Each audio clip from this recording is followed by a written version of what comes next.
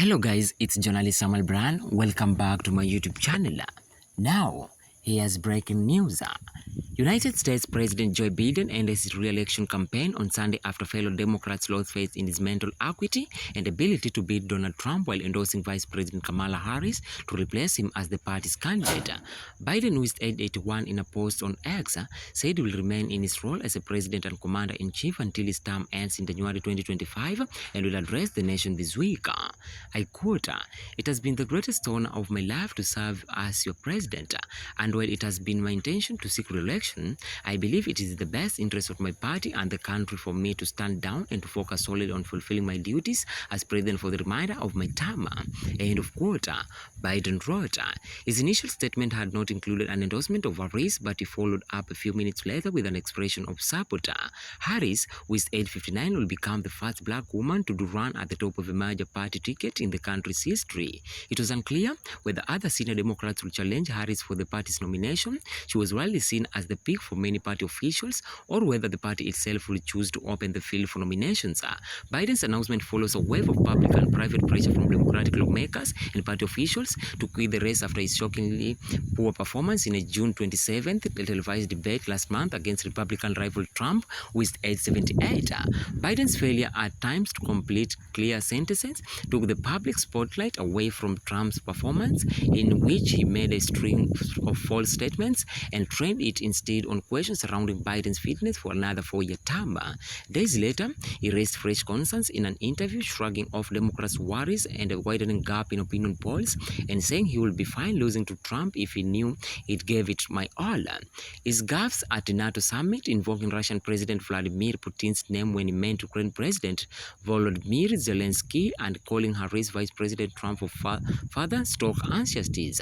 Only 4 days before Sunday's announcement, Biden was diagnosed with COVID-19 for a third time, forcing him to cut short a campaign trip to Las Vegas. More than 1 in 10 congressional Democrats had called publicly for him to quit the race. Biden's historic move, the first sitting president to give up his party's nomination for re-election since President Lyndon Johnson in March 1968, leaves his replacement with less than 4 months to wage a campaign. If Harris emerges as the nominee, the move will represent an unprecedented gamble by the Democratic Party, its first black and Asian American woman to run for the White House in a country that has elected one black president and never a woman president in more than 2 centuries of democracy. Biden was the oldest U.S. president ever elected when he beat Trump in 2020. During that campaign, Biden described himself as a bridge to the next generation of Democratic leaders. Some interpreted that to mean he would serve 1 term, a transitional figure who beat Trump and brought his party back to power. But he set his sights on a second term in the belief that he was the only Democrat who could beat Trump again amid questions about Harris' experience and popularity. In recent times, though his advanced age began to show through more, his gait became stuttered and his childhood stuff occasionally returned. His team had hoped a strong performance at the June 27th debate with his concerns over his age.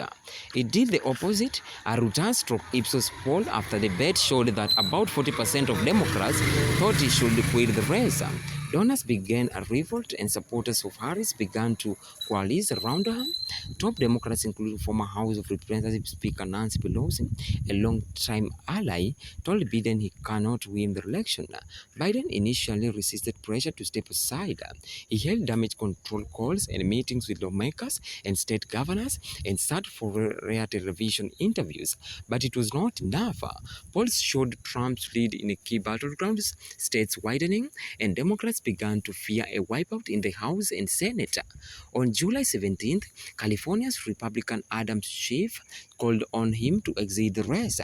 Biden's departure sets up a stark new contrast between the Democrats' presumptive new nominee, Harris, a former prosecutor, and Trump, who at 78 is 2 decades a senior and faces 2 outstanding criminal prosecutions related to his attempts to overturn the 2020 election results.